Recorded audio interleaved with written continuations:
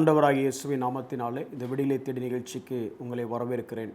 தொடர்ந்து இயேசுவினுடைய பாவமில்லாத வாழ்வை குறித்து நாம் கற்றுக்கொண்டிருக்கிறோம்.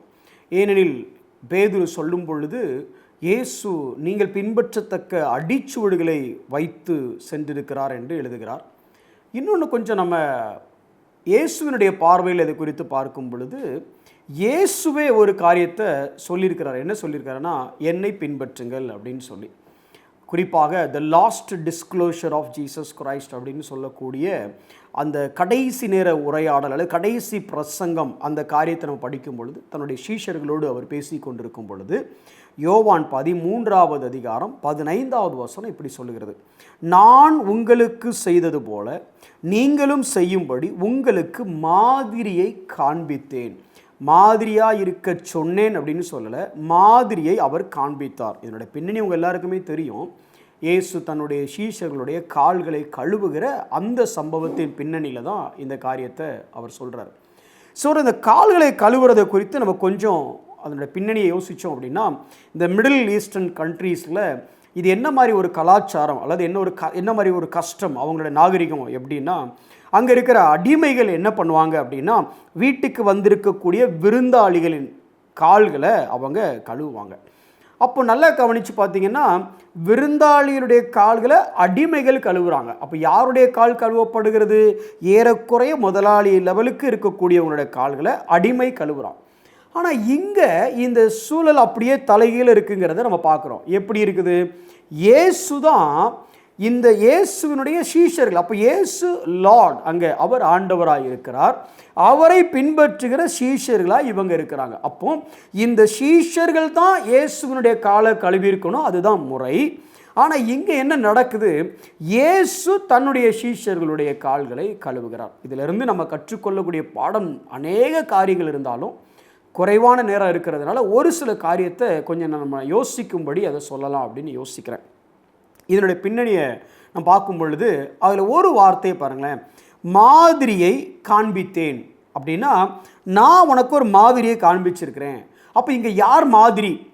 சிம்பிளாக சொல்லப்போனால் ஹூ இஸ் ஒரு எக்ஸாம்பிள் அப்படின்னு பார்த்தா கேட்டோன்னா, ஜீசஸ் இஸ் அவர் எக்ஸாம்பிள். நம்ம யாரை பின்பற்ற வேண்டும்? அதான் பவுல் சொல்கிறாரு, நான் கிறிஸ்துவை பின்பற்றுகிறது போல.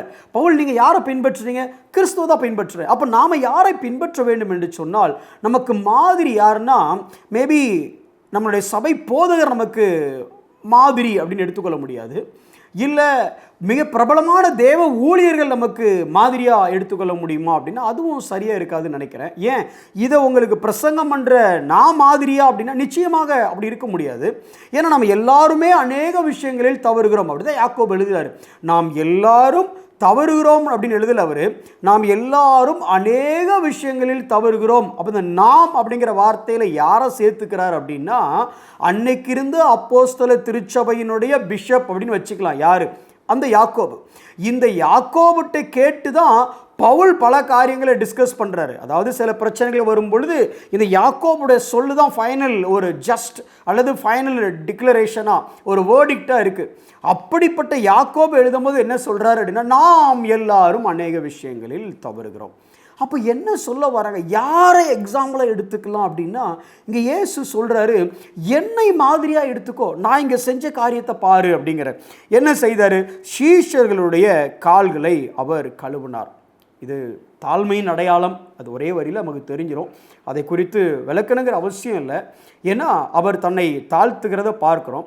அதுக்கு முன்னே கொஞ்சம் பின்னால் இதனுடைய பின்னணியை யோசிச்சிங்க. நாங்கள் இன்னொரு காரியம் இருக்குது. என்ன இருக்குது அப்படின்னா, இந்த சீஷர்களுக்குள்ள ஒரு பஞ்சாயத்து போயிட்டே இருக்குது. என்ன போயிட்டே இருக்குது? நான் தான் பெரியவன், நான் தான் பெரியவன். இப்போ இயேசு என்ன சொல்கிறா? சரிப்பா, உங்களுக்குள்ளே யார் பெரியவராக இருந்தாலும் நமக்குள்ளே யார் பெரியவன்? நமக்குள்ளன்னு பார்த்தா, எங்களுக்குள்ளன்னு பார்த்தா ஒரு 3 பேருக்குள்ளே தான் பிரச்சனை வருது, பேதுரு, யோவான், யாக்கோபு. ஆனால் உங்களையும் சேர்த்துக்கிட்டால் என்ன ஆண்டவரை கேள்வி? ஆப்வியஸாக நீங்கள் தான் பெரியவன், நான் தானே பெரியவன். அப்போ நம்ம எல்லார் மத்தியிலையும் நீங்கள் 12 பேர், நான் ஒருத்தன் 13 பேர். இந்த 13 பேரில் யார் பெரியவர்? நீங்கள் தான் பெரியவர். இப்போ இந்த பெரியவனாக இருக்கிற நான், முதன்மையாக இருக்கிறவன் நான் என்ன பண்ணுறேன் பாருன்னு சொல்லி தாழ்மையாக ஒரு அடிமையின் ரூபம் அங்கே எடுத்து அவங்க கால்களை அவர் கழுவுறார். கிறிஸ்துவ வாழ்க்கையினுடைய அடிப்படை என்ன அப்படின்னு சொன்னால் தாழ்மை. இயேசு அல்லது இப்படி சொல்லலாம், சில பேர் மரிக்கிறதுக்கு முன்னே என்ன சொன்னாங்க அப்படின்னு கேட்போம்ல. கடைசியாக அவங்க என்ன சொன்னாங்க அப்படின்னு கேட்போம். இங்கே இயேசு கடைசி என்ன பிரசங்கம் பண்ணார், ஏன்னா கடைசியாக என்ன சொன்னாங்கங்கிறது ரொம்ப முக்கியமான வார்த்தை. அதனால தான் கடைசியாக அவர் என்ன சொன்னார் பிரதர், கடைசி என்ன சொன்னார், எம்மா கடைசி என்ன வார்த்தை பேசினார். இப்போ அப்படியே நம்ம இயேசுக்கிட்ட முக்கியமாக கடைசியாக இயேசு என்ன பேசினார் அப்படின்னா, என்ன பேசினார் அப்படின்னா தாழ்மையாக இருக்க சொன்னார். இது குறித்து வேத வல்லுநர்களாக இருக்கக்கூடிய சில பேர் சொல்கிற காரியத்தை நான் உங்களுக்கு சொல்கிறேன் பாருங்களேன். செயின்ட் அகஸ்டின் அப்படின்னு சொல்லக்கூடிய ஏர்லி சர்ச் ஃபாதர், சபையினுடைய தகப்பனாராக இருக்கக்கூடிய அவர் சொல்கிற ஒரு காரியம் என்னென்னா, கிறிஸ்தவ வாழ்க்கையில் முதல் 3 முக்கியமான விஷயங்கள் என்ன அப்படின்னு சொல்லும்பொழுது அவர் சொல்கிறாரு, முதலாவது தாழ்மை, இரண்டாவது தாழ்மை, மூன்றாவதும் தாழ்மை.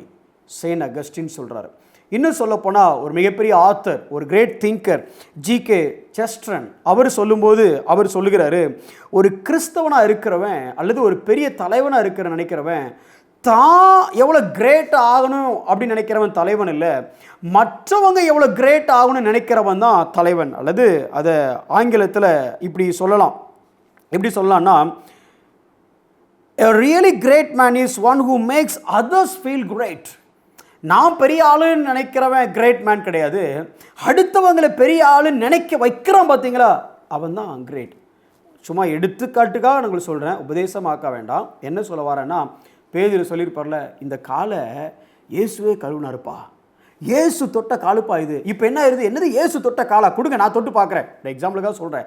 அப்போது பேதுருவை பெரிய ஆள் ஆக்குனது யாருன்னா இயேசு பெரிய ஆள் ஆக்குனார், விச் இஸ் ஜீசஸ் கிரேட்.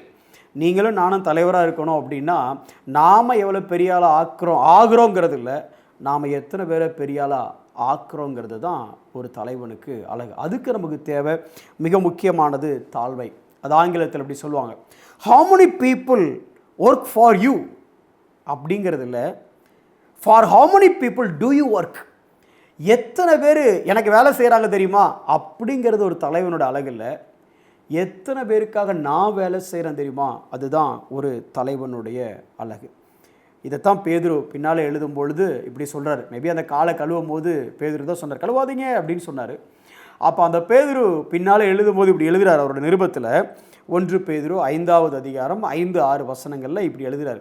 அது எப்படி எழுதுகிறார், அந்தப்படி இளைஞரே மூப்பருக்கு கீழ்ப்படியுங்கள், நீங்கள் எல்லாரும் ஒருவருக்கொருவர் கீழ்ப்படிந்து சப்மிசிட் ஈச் அதர், மனத்தாழ்மையை அணிந்து கொள்ளுங்கள் அப்படிங்கிற இந்த ஒரு வார்த்தையை மட்டும் நான் சொல்லிட்டு முடிக்கிறேன். அணிந்து கொள்ளுங்கள் அப்படிங்கிற பதத்தை அவங்க பயன்படுத்தும் போது அதனுடைய அர்த்தம் எப்படி இருக்குது பாருங்களேன். இப்போது நீங்கள் ஒரு ஷர்ட் போடுறீங்க, ஷர்ட்டில் ஒரு கோட் கீழேருந்து மேலே வரைக்கும் ஒரு ஜிப் மட்டும் இருக்குன்னு வச்சுக்கோங்களேன். அப்படியே சர்ன்னு ஜிப்பை போட்டு அந்த கோட்டை கழட்டினா சர்ன்னு ஜிப்பை கழட்டிட்டு கோட்டை கழட்டிடலாம். அல்லது பட்டன்ஸ் இருக்குது அப்படின்னா அந்த பட்டன்ஸை ஒவ்வொரு பட்டனாக ரிமூவ் பண்ணி அந்த ட்ரெஸ்ஸை கழட்டணும். ஆனால் இவங்க பயன்படுத்தின இந்த அணிந்து கொள்ளுங்கள்ங்கிற வார்த்தைக்கு பயன்படுத்தி இருக்கிற அர்த்தம் என்ன அப்படின்னா, எக்கோபோமா அப்படிங்கிற ஒரு பதத்தை பயன்படுத்துகிறாங்க. அப்படின்னா என்னென்னா, ஒரு ட்ரெஸ்ஸை நீ போட்டுக்கிற அந்த ட்ரெஸ்ஸில் ஃபுல்லாக நாடாவாக இருக்குன்னு வச்சுக்கிடுங்க, அதாவது கீழே ஒரு நாடா, அது ஒரு பெல்ட் மாதிரி அதை கட்டிட்டு ஃபேஷனிங் த சீட் பெல்ட்னு சொல்கிறோம்ல, அதே வார்த்தை. ஒரு காரில் உட்காந்தோடனே சீட் பெல்ட் அடி போட்டுட்டீங்க அப்படின்னா இந்த சீட் பெல்ட்டை ரிமூவ் பண்ணாத வரைக்கும் நீங்கள் வெளியே வர முடியாதுல்ல, அந்த சீட் பெல்ட் உங்களை கண்ட்ரோல் பண்ணுது. அதே மாதிரி ஒரு ட்ரெஸ்ஸில் பட்டன்ஸுக்கு பதிலாக மேலேருந்து கீழே வரைக்கும் பெல்ட்ஸாக இருந்தால் எப்படி இருக்கும்? அப்போ சட்டையை டக்குன்னு ரிமூவ் பண்ண முடியுமா? ரிமூவ் பண்ண முடியாதுல்ல. ஒரு பெல்ட்டை ரிமூவ் பண்ணி முடிச்ச உடனே அடுத்த பெல்ட்டு, அடுத்த லூப்பை ரிமூவ் பண்ண அடுத்து, இப்படி ஒன்றொன்னா ரிமூவ் பண்ணி அதை கழட்டவே முடியாத அளவுக்கு ஸ்ட்ரைப்ஸ் அப்படி இருக்குல்ல, அந்த மாதிரி ஒரு ட்ரெஸ்ஸை போட்டால் எப்படி இருக்கும்? அதே வார்த்தை தான் மனத்தாழ்மையை அணிந்து கொள்ளுங்கள்.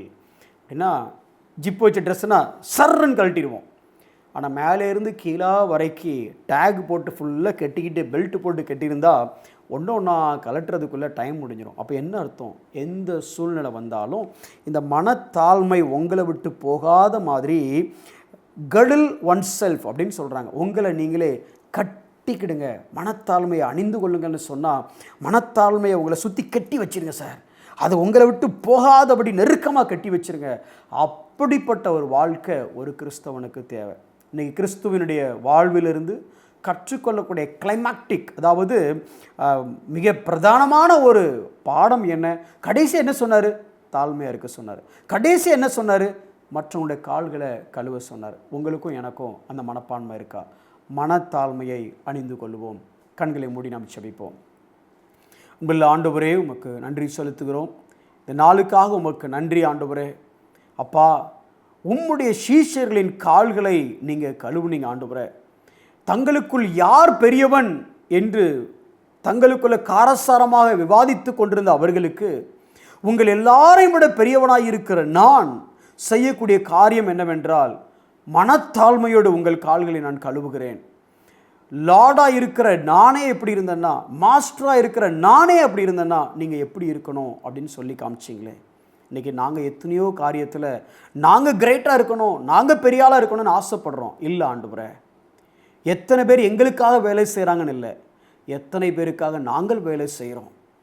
நாங்கள் எவ்வளோ கிரேட்டாக இருக்கிறோங்கிறது இல்லை, மற்றவங்களை கிரேட்டாக ஃபீல் பண்ண வைக்கக்கூடிய ஒரு வாழ்க்கை வாழ எங்களுக்கு நிற்கிருபை தாரும். தொடர்ந்து வழி நடத்தும். இயேசுவின் நாமத்தில் பிதாவே, ஆமென்.